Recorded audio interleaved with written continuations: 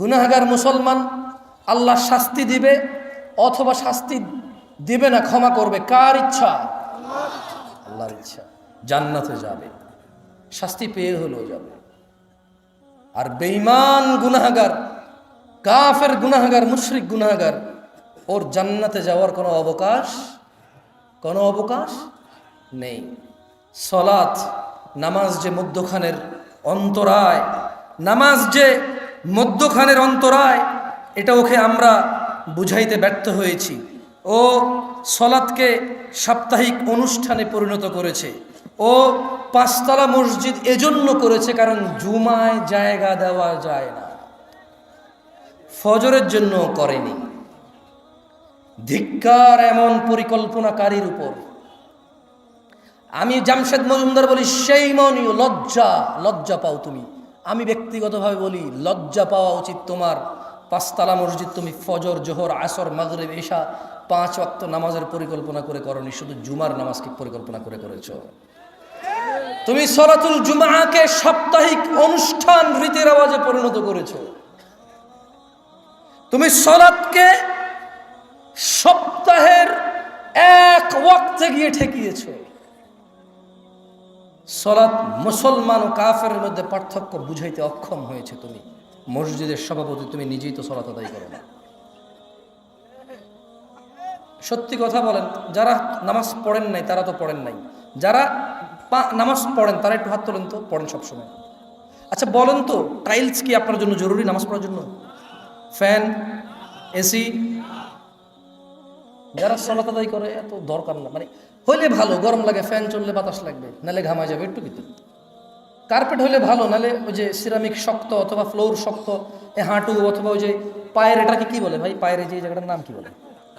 Sorry, টাকনু।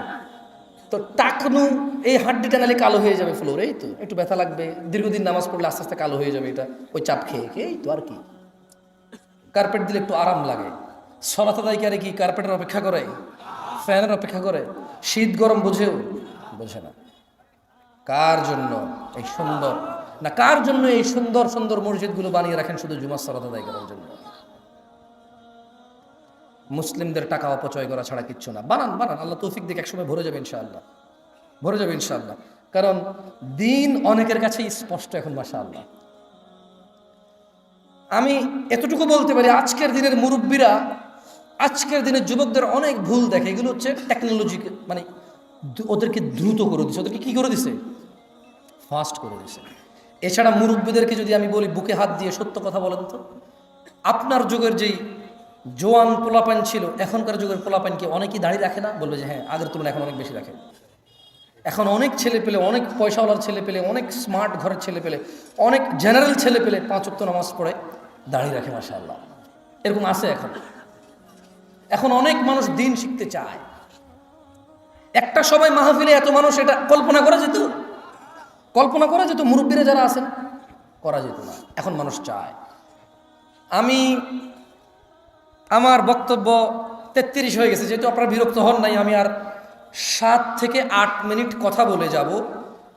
আমি আপনাদের অনুরোধ করব, আমি সেই দূর থেকে আসছি, অনেক দূর থেকে আসছি। আমার এই আশা, আপনি আস্থা রাখেন। আমি আল্লাহর কাছে অতটুকু কামনা করি, আমি আল্লাহর কাছে বলি যে ইয়া আল্লাহ, যেহেতু আমি যদি কাউকে কিছু শিখাই, সে যদি আমার থেকে শিখে এটা আমল করে, সে যতটুকু পাবে তার থেকে কমবে না, আমাকে তুমি অতটুকু দিবা। সেজন্য আমি আল্লাহর কাছে দোয়া করি, আল্লাহ, আমি যা শিখাই মানুষকে তুমি তা শিখে মানার তৌফিক দান করো, এবং আমাকেও তা পালন করার সর্বোচ্চ তৌফিক দান করো। 6 থেকে 7 মিনিট বা 10 মিনিট কথা বলবো, মনোযোগ দিয়ে শোনেন, দেখেন আপনার জীবন পরিবর্তন হয় কিনা। যদি এতে না হয়, আপনি চেষ্টা করিয়েন, যাতে ইলম অর্জন করার চেষ্টা করেন, যাতে আপনার জীবনটা পরিবর্তন হয়। ইলম ছাড়া জীবন পরিবর্তন আসবে না। আন আবি হুরায়রা রাদিয়াল্লাহু আনহু قال, আপনারা সবাই আছেন? মনোযোগ সহকারে বলেন বিসমিল্লাহ। সুবহানাল্লাহ, সুবহানাল্লাহি ওয়া বিহামদিহি, সুবহানাল্লাহিল আযীম, সুবহানাল্লাহি ওয়া বিহামদিহি, সুবহানাল্লাহিল আযীম। বলেন আল্লাহুম্মা সাল্লি আলা মুহাম্মদ ওয়া আলা আলি মুহাম্মদ কামা সাল্লাইতা আলা ইব্রাহিম ওয়া আলা আলি ইব্রাহিম ইন্নাকা হামিদুম মাজিদ। আল্লাহুম্মা বারিক আলা মুহাম্মাদ ওয়া আলা আলি মুহাম্মাদ কামা বারাকতা আলা ইব্রাহিম ওয়া আলা আলি ইব্রাহিম ইন্নাকা হামিদুম মাজিদ। দেখেন আপনাকে কি দিতে পারবো ভাই আমি জানি না, তবে এতটুকু বলি, আল্লাহ নবী সাল্লাল্লাহু আলাইহি ওয়াসাল্লাম বলেছে সুবহানাল্লাহ একবার পড়লে আসমান জমিনের খালি জায়গা নেকিতে পূর্ণ হয়ে যায়। সো আপনি এটা বলছেন আলহামদুলিল্লাহ। এরপর বলছে আলহামদুলিল্লাহ তামলাউল মিজান। আলহামদুলিল্লাহ বললে কিয়ামতের মাঠে যে পাল্লা হবে, মাপবে, গুনাহ এবং নেকি মাপবে। আলহামদুলিল্লাহ তামলাউল মিজান, আলহামদুলিল্লাহ শব্দটা বললে মিজান ভারী হয়ে যায়। সো এই জন্য আলহামদুলিল্লাহ বলাইছি, সুবহানাল্লাহ বলাইছি। ওই জিকির করাই নাই আর কি, শিখাইছি। জিকির করে নাই, বলো লা ইলাহা, এগুলো করে না, ওটা করি নাই আর কি, শিখাই দিছি যে সুবহানাল্লাহ বলিয়েন আসমান জমিনের খালি জায়গা পূর্ণ হবে নাকি দিয়ে। এবং ওই যে দুরূদ যদি কেউ একবার পড়ে, কয়বার?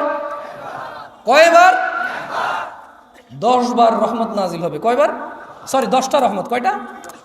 10টা গুনাহ ক্ষমা হবে, মর্যাদা বৃদ্ধি হবে। তো যদি আজকের মাহফিল থেকে যে বলেন যে কি পাইছি, আমি ভাই আপনাকে মুসলমান থাকার মিনিমাম উপায় বলব, মানে এরপরে আপনি আর মুসলমান না, এরপরে আপনি আর মুমিন না, এটা মিনিমাম। এটা কি আমি এখন যেটা বলবো এটা হচ্ছে মানে মুসলমান আর কাফের, মুনাফিক আর মুসলমান, মুশরিক আর মুসলমানের মধ্যে পার্থক্যটা দিয়ে যাব আপনাকে। এবার আপনি সিদ্ধান্ত নেবেন আপনি কি মুসলমান হয়ে থাকবেন, মুমিন হয়ে থাকবেন, মুত্তাকি হয়ে থাকবেন, নাকি কাফের মুনাফিক মুশরিক হয়ে পৃথিবী থেকে বিদায় নেবেন। সিদ্ধান্ত কার? আপনাদের। যাই হোক, আন আবি হুরায়রা রাদিয়াল্লাহু আনহু, আবু হুরায়রা রাদিয়াল্লাহু আনহু থেকে বর্ণিত, তিনি বলেন রাসূল সাল্লাল্লাহু আলাইহি সাল্লাম বলেছেন, আমার সাথে একটু বলেন তো, কুল্লু উম্মতি ইয়াদখুলুনাল জান্নাহ। মুখ কি শক্ত হয়ে যাচ্ছে? বলেন আমার সাথে, কুল্লু উম্মতি ইয়াদখুলুনাল জান্নাহ। আমার সমস্ত উম্মত জান্নাতে যাবে। কে বলেছে? রাসূলুল্লাহ। কে বলেছে? সাল্লাল্লাহু আলাইহি ওয়াসাল্লাম। তিনি বলেছেন ইল্লা মান আবা, শুধু আবা জান্নাতে যাবে না। ক্বালু, সাহাবারা বলল, ওয়ামান ইয়াবা ইয়া রাসূলুল্লাহ, কে আবা ইয়া রাসূলুল্লাহ সাল্লাল্লাহু আলাইহি ওয়াসাল্লাম। তিনি সাল্লাল্লাহু আলাইহি ওয়াসাল্লাম বললেন, মান আতাআনি, যেই ব্যক্তি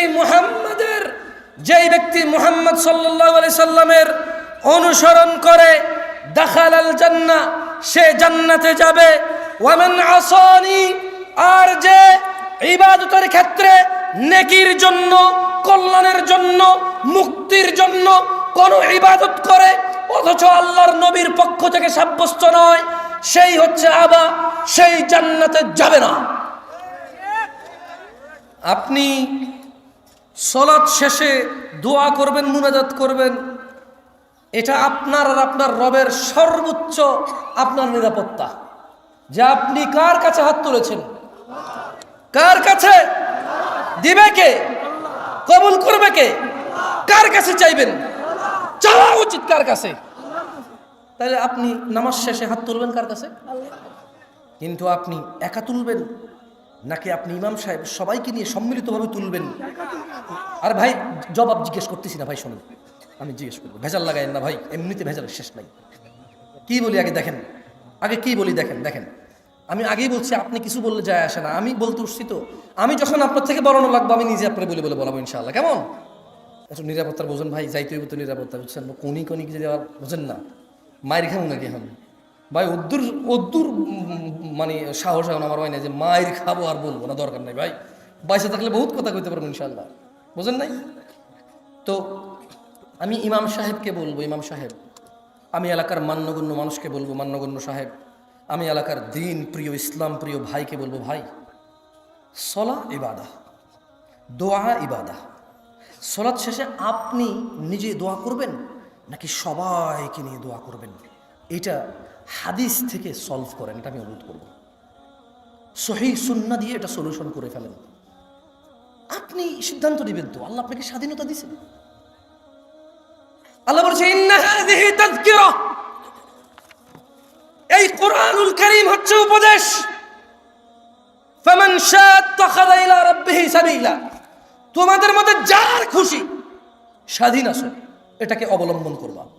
যে এটা অবলম্বন করবা সফল হবা, যে অবলম্বন করবে না, আজকে তোমার খুশি চলবে কিন্তু বিচার দিবসে কার খুশি চলবে? বিচার দিবসে।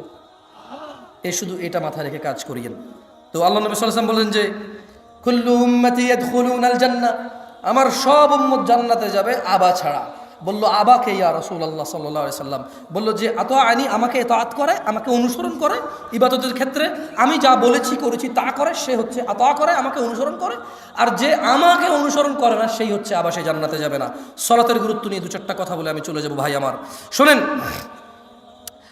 عن معاذ بن جبل رضي الله عنه قال قال رسول الله صلى الله عليه وسلم, আল্লাহ রাসূল সাল্লাল্লাহু আলাইহি ওয়াসাল্লাম বলেন, মুআয ইবনে জাবাল থেকে বর্ণিত, আলা উখবিরুকা বিরাসিল আমরি কুল্লিহি ওয়া আমুদিহি ওয়া যিরওয়াতি সানামিহি, আমি কি সমস্ত কাজের মূল স্তম্ভ সর্বোচ্চ শিখর সম্পর্কে তোমাদের জানিয়ে দেব না? কুলতু বালা ইয়া রাসূলুল্লাহ, মুআয ইবনে জাবাল রাদিয়াল্লাহু আনহু বলছেন যে আমি বললাম হ্যাঁ, হে আল্লাহর রাসূল আপনি আমাদেরকে জানিয়ে দিন। কল, আল্লাহর নবী বলেছে রাসুল আমরি আল ইসলাম, তিনি বললেন সকল কাজের মূল ইসলাম। সকল কাজের মূল কি? সকল কাজের মূল কি? ওয়া আমুদুহুস সালাহ, আর ইসলামের স্তম্ভ হলো নামাজ। ইসলামের স্তম্ভ কি? সকল কাজের মূল কি? সকল কাজের মূল কি? সকল কাজের মূল কি? সকল কাজের মূল কি? ইসলামের স্তম্ভ কি? ইসলামের স্তম্ভ কি? আপনার যত ইবাদত আছে, আপনার যত ইবাদত আছে এই সবগুলোর মূল কি? ইসলাম। সকল কাজের মূল কি? সকল কাজের মূল কি? এই এত বড়, ওকে কেমন? ওয়া আমুদুহুস সালাহ, আর ইসলামের স্তম্ভ কি? ইসলামের স্তম্ভ কি? স্তম্ভ এই হলো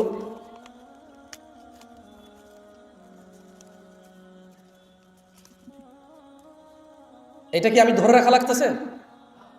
এই খুঁটি ওকে ধরছে কিনা? এই খুঁটি ওকে ধরছে কিনা? এখন এই খুঁটি পড়ে গেছে, আছে আর? আমার সাথে বলেন মুআয ইবনে জাবাল, বলেন মুআয ইবনে জাবাল, সবাই বলেন মুআয ইবনে জাবাল রাদিয়াল্লাহু আনহু থেকে বর্ণিত। তিনি বলেন আল্লাহর নবী সাল্লাল্লাহু আলাইহি সাল্লাম বললেন, আমি কি তোমাদের সমস্ত কাজের মূল স্তম্ভ ও সর্বোচ্চ শিখর সম্পর্কে জানিয়ে দেব? মুআয ইবনে জাবাল বললেন, হ্যাঁ ইয়া রাসূলুল্লাহ, আপনি জানিয়ে দেন। তিনি সাল্লাল্লাহু আলাইহি ওয়াসাল্লাম বললেন, সকল কাজের মূল ইসলাম। সকল কাজের মূল কি? ইসলামের খুঁটি কি? যার সলানে তার ইসলাম আছে, খুঁটিবিহীন ছাদ না? বাহ বাহ বাহ, সব কিছুকে আসমান মনে করেন না? সব কিছুকে আসমান মনে করেন। আপনি নিজেকে আসমান মনে করেন যে আপনার খুঁটি লাগবে না। আপনি কি আসমান? আপনি আসমান না, আপনি মানুষ। আপনি কি মানুষ? আপনি মুসলমান হইতে হলে খুঁটি লাগবে। ইসলামের খুঁটি কি? সলা। আল্লাহ সুবহানাহু ওয়া তাআলা আমাদেরকে বুঝার তৌফিক দান করুন। দেখেন, আমি আরো একটা হাদিস আপনাকে পড়ে শোনাই। এটা হচ্ছে আন আব্দুল্লাহ ইবনে মাসউদ রাদিয়াল্লাহু আনহু কল, মানে আব্দুল্লাহ ইবনে মাসউদ থেকে বর্ণিত, তিনি বলেন যে সাআলতু নবী সাল্লাল্লাহু আলাইহি ওয়াসাল্লাম, আমি আল্লাহ নবী সাল্লাল্লাহু আলাইহি ওয়াসাল্লামকে জিজ্ঞাসা করলাম, আইয়ুল আমালি আহাব্বু ইলাল্লাহ, আল্লাহর কাছে কোন কাজটি সর্বপ্রিয়? তিনি সাল্লাল্লাহু আলাইহি ওয়াসাল্লাম বললেন যে আসসালাতু আলা ওয়াক্তিহা, আল্লাহর কাছে সবচাইতে প্রিয় হচ্ছে সময় মতো নামাজ পড়া।